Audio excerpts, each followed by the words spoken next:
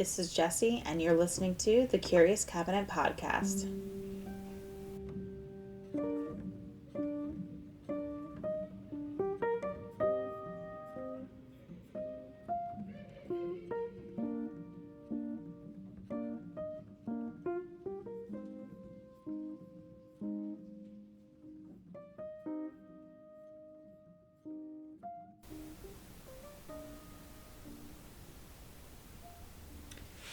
So, everybody knows the White House, over 2 centuries old and houses the current president. But over the years, there have been countless tales of something else lingering within the walls, something much more paranormal. I love a good ghost story, so today I decided that we're going to talk about the hauntings of the White House. The most famous haunting of the White House would be Old Honest Abe. There have been countless sightings of Abraham Lincoln within the Oval Office and the Lincoln bedroom. Jerry Smith, a longtime employee of the White House, had described his sightings of Lincoln in a newspaper article as early as 1903.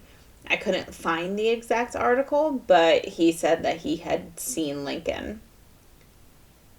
He had started working there while Ulysses S. Grant was in office and said that within his employment in the White House, he had seen many, many ghosts. Staff had heard Lincoln's footsteps around the Lincoln bedroom many times. President Harry Truman and his daughter, Margaret, often claimed to hear Lincoln pacing back and forth at night. Grace Coolidge, the daughter of President Calvin Coolidge, used to see him staring out of the window of the Yellow Oval Office, which he had used as a library during his presidency. There were a lot of sightings during the Franklin D. Roosevelt's administration, which led people to believe that Lincoln would show himself during periods of turmoil within the country, since this was during the Great Depression and World War II. Eleanor Roosevelt used Lincoln's bedroom as her study and felt that while she was working late into the night, she would feel his presence looking over her shoulder, offering some sort of guidance or just approving of her work. During her stay in 1942, Queen Wilhelmina of the Netherlands said that after hearing a knock at her door one night, she came face to face with Lincoln wearing his usual suit and top hat. When she reported it to the Roosevelts, they were sympathetic, but they weren't surprised.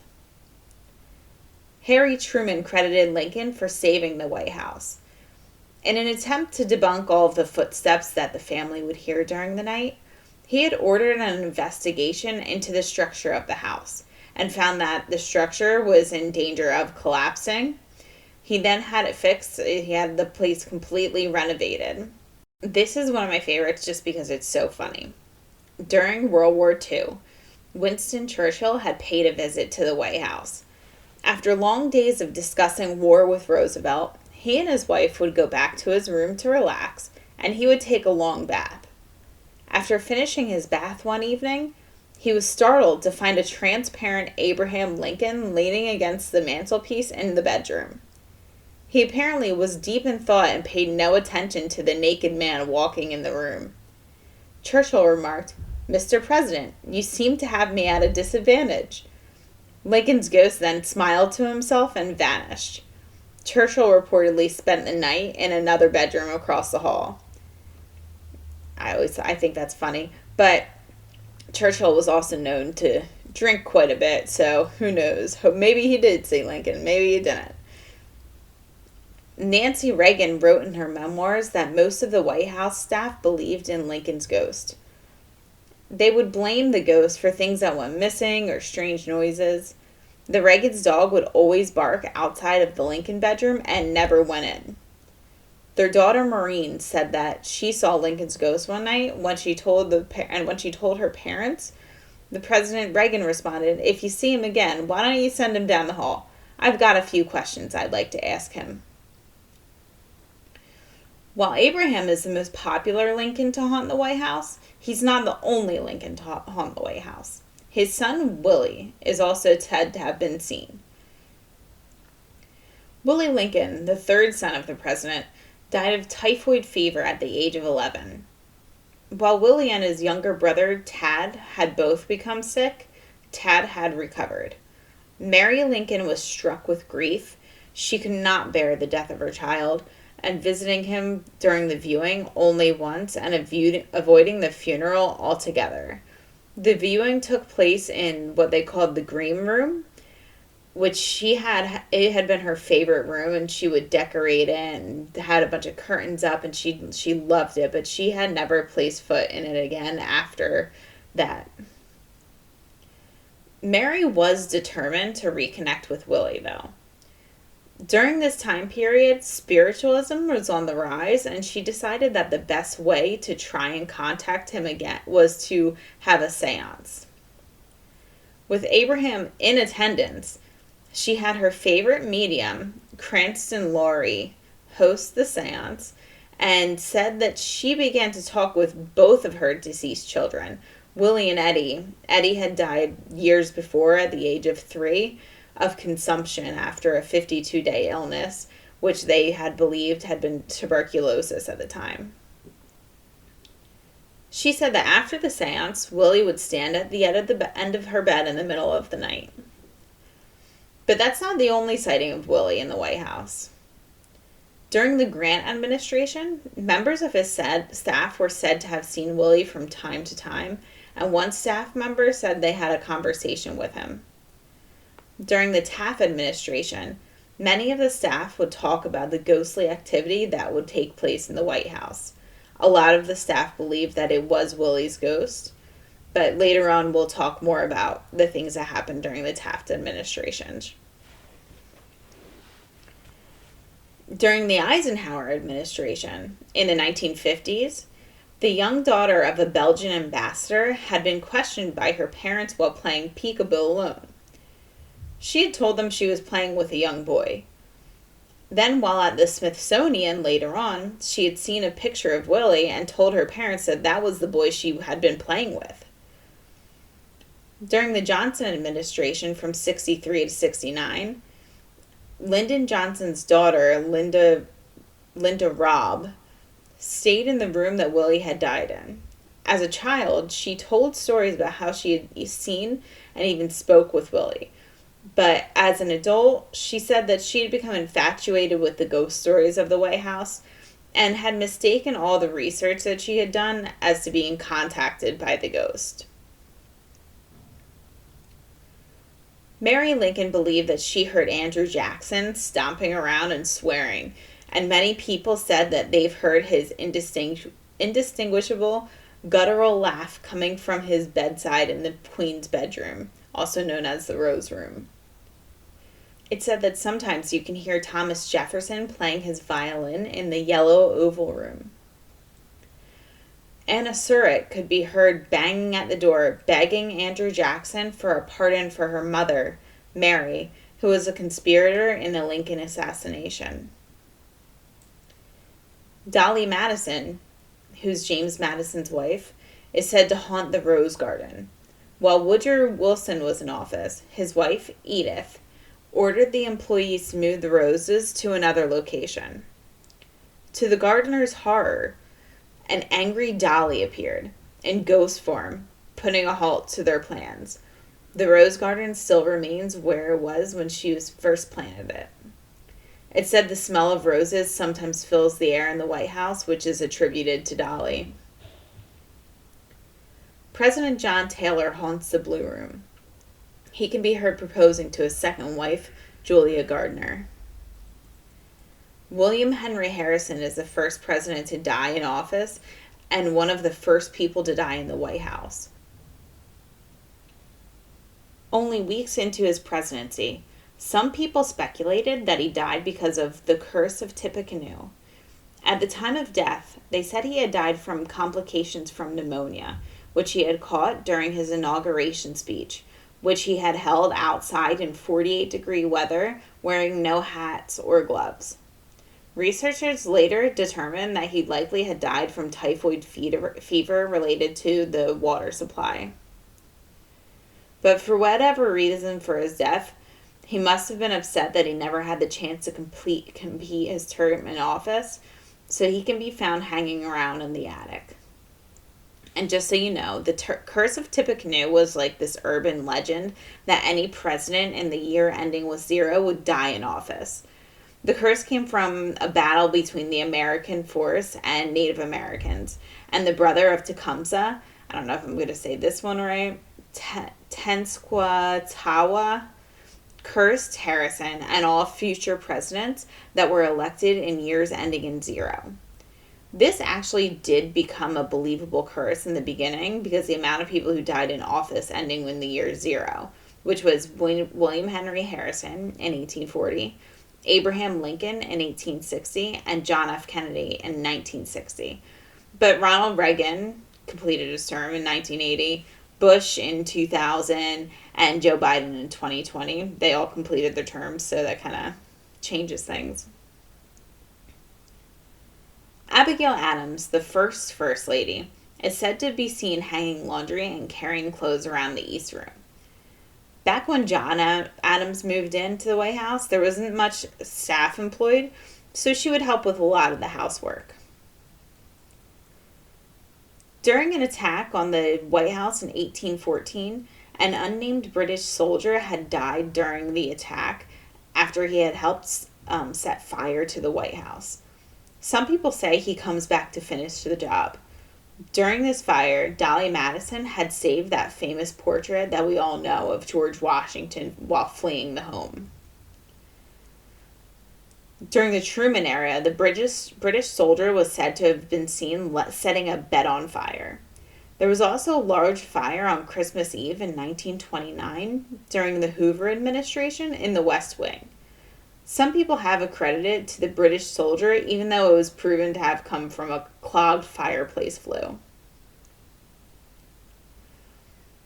There's also been sightings of Dave Burns, who was the owner of the land of the White House that the White House stands on. The second most popular ghost of the White House is known as the Thing. The Thing is said to be a 14 or 15-year-old boy that terrified the staff during the Taft administration. It was said that he was hardly seen or heard, but you could just feel his presence. Only one person, Miss Taft's maid, who they called Miss Marsh, said she had ever actually seen him.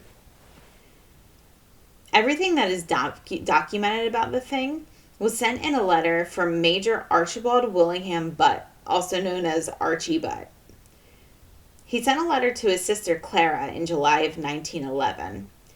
Archie was a military aide both to Roosevelt and Taft during their administrations. Everything that Archie had learned about the Thing was told to him by the head housekeeper, Miss Elizabeth Jeffrey. Archie described her as a spooky little person herself. In his letter to Clara, he writes, "It was this manifestation of the Thing which has caused such fright among the servants.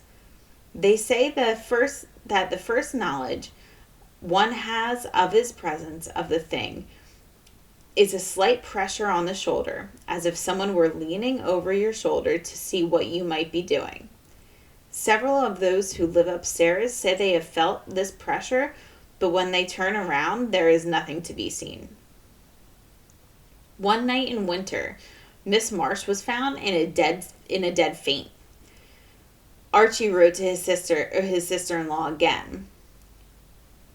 When she came to, she showed such a fright that it was necessary to give her something to quiet her down before she could discuss the cause of her fainting at all. She had not heard the ghost stories which were known among some of the older servants, or so she said, and therefore her experience is not doubted by the rest. It coincided exactly with experiences which others have said to have had from time to time, except that she not only felt the pressure on the shoulder, but saw the figure. She said it was a young boy with blue eyes, light hair, not combed well, and his eyes were very sad. When Archie told the story to Taft, he threatened to fire anyone who spoke of the ghosts. He was afraid that the press would have a field day with the story. And he was also afraid that it would get back to Miss Taft, who had said on her very first night in the White House that she felt surrounded by ghosts.